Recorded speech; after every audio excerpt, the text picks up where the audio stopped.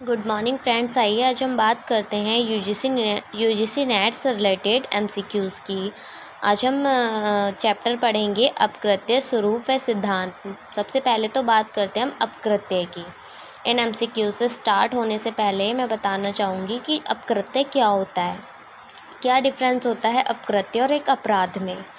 देखिए, सबसे पहली बात, जो एक अपराध क्रिएट होता है किसी व्यक्ति द्वारा, तो वो क्या होता है, उसका कोई इंटेंशन होता है।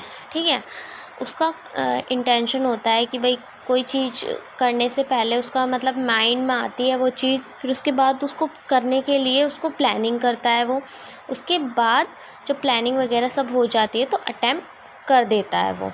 ठीक है, मतलब कि क्या, जो अपराध होता है वो क्रिएट कर देता है और उसके लिए क्या होता है, उसे बिल्कुल पछतावा नहीं होता और कोर्ट की नज़रों में वो एक क्राइम साबित होता है। उसके द्वारा वो किया हुआ कार्य है जिससे दूसरे व्यक्ति को क्या होती है, हानि होती है।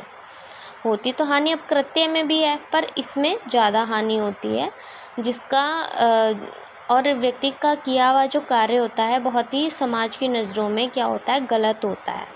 ठीक है, तो उससे उसकी गलती का रियलाइज़ करवाने के लिए, एहसास करवाने के लिए जो कोर्ट होती है उसे पनिशमेंट देती है, जिससे दोबारा वो भी ऐसी गलती ना करे और उसके जो उसे देखकर जब उसे ऐसा पनिशमेंट मिलता है तो कोई और भी ऐसा कार्य ना करे।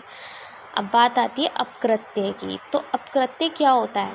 अपकृत्य होता है हमारा व्यक्ति द्वारा किया गया ऐसा कार्य है कि जिसके अनुसार, मतलब ऐसा हो, कभी कभी तो भाई भूलवश कर देता है वो, कि उसे पता नहीं होता कि उसने वो गलती कर दी, पर कभी कभी क्या करता है कि वो जानबूझकर कर देता है ऐसा काम, अपकृत्य। ठीक है, तो उसके लिए वो कोई बड़ा अपराध ना होकर छोटा अपराध होता है। ठीक है, जो भूलवश करता है या फिर जानबूझकर भी करता है कोई व्यक्ति अपकृत्य है, तो उसका क्या होता है, क्षतिपूर्ति। दूसरे, जब एक पक्ष द्वारा कोई ऐसा कार्य किया जाता है जिससे दूसरे पक्ष को क्या होती है, हानि होती है, तो उसे ही हम क्या कहते हैं, अपकृत्य होते हैं। तो उसमें जो वो दायी होता है, उसका दायित्व होता है उस दूसरे पक्ष को जितनी हानि हुई है उसकी क्षतिपूर्ति करने का। ठीक है, तो इसमें जो उसका फ़र्ज़ क्या होता है कि भाई उसकी क्षतिपूर्ति करना। हाँ, चलिए, अब आपको डिफरेंस समझ में आ गया अपकृत्य और अपराध का। अब हम एमसीक्यूज़ के स्टार्टिंग करते हैं। इसके ज़्यादा एमसीक्यूज़ तो है नहीं, कम ही है। कि फर्स्ट, कई कृत्य ऐसे होते हैं जो अपराध व डैश की दोनों की श्रेणी में आते हैं। तो अपराध व किसकी श्रेणी में आएंगे? अभी मैं बात किसकी कर रही थी, अपराध और अपकृत्य की, तो किसकी श्रेणी में आए, अपकृत्य की। सेकंड, अपकृत्य मामले में क्या प्रदान किया जाता है? तो अपकृत्य मामले में क्षतिपूर्ति प्रदान की जाती है, जैसा कि मैंने अभी आपको बताया है ना। अपकृत्यपूर्ण आचरण का सर्वप्रथम उल्लेख किस में किया गया है? तो अपकृत्यपूर्ण आचरण का सर्वप्रथम उल्लेख सबसे पहले कौन सा केस था? टॉड का, बोल्टन वर्सेस हार्डी का। ठीक है, कौन सा नियोज्य दोष है? तो क्षति बिना हानि, मतलब कि ऐसी क्षति करना, ऐसी किसी को हानि पहुंचा, क्षति करना, उसका लॉस करना जिससे उसको हानि नहीं होती। भाई क्षति भी कई टाइप की होती हैं, एक तो ज़्यादा हैवी वाली क्षति होती है, किसी का ज़्यादा लॉस कर देना, और एक नॉर्मल सी होती है। तो उसके लिए हम कोर्ट में उसके लिए केस दर्ज नहीं कर सकते, कोई दावा दर्ज नहीं कर सकते हैं। ठीक है, जैसे कि किसी को धक्का दे दिया हमने, या किसी का मतलब क्या किया हमने, किसी को जैसे धक्का दे दिया या कोई लड़ाई झगड़ा हुआ तो उसमें हल्का सा चांटा मार दिया, तो उसे कुछ इतनी क्षति नहीं हुई। भाई उसके मान सम्मान को तो ठेस पहुंची, बट वैसे उसको कोई क्षति नहीं हुई। उसके लिए हम ऐसा नहीं कर सकते कि भाई कोर्ट में केस दर्ज करें, है ना। उसमें क्या होता है, क्षतिपूर्ति के लिए क्या होता है भाई, माफ़ी मांग ली जाती है। ठीक है, और अगर हम किसी छोटे ही सामान को वो करते हैं, हम जैसे कि लॉस करते हैं किसी छोटे सामान का, तो हम उसको क्या करते हैं, उसकी भरपाई हम उसकी क्षतिपूर्ति करके कर देते हैं कि जितने का लॉस हो उतने का ही हमने उसे सामान खरीद के दे दिया।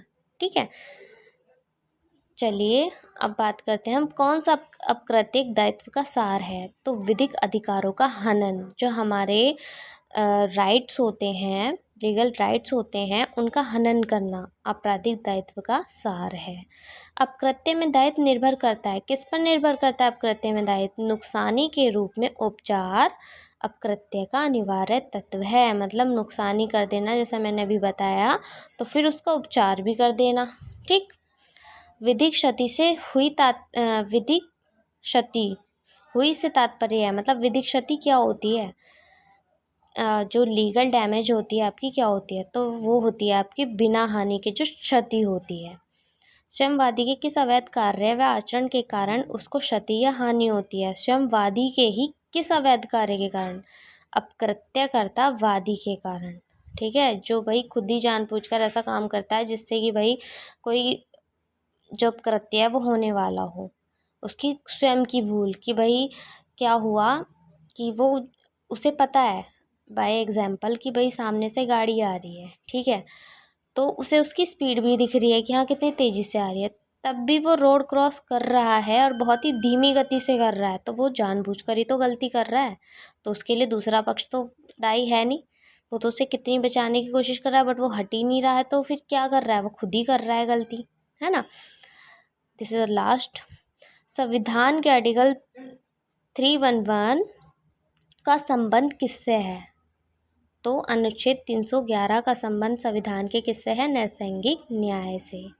ठीक है, चलिए धन्यवाद।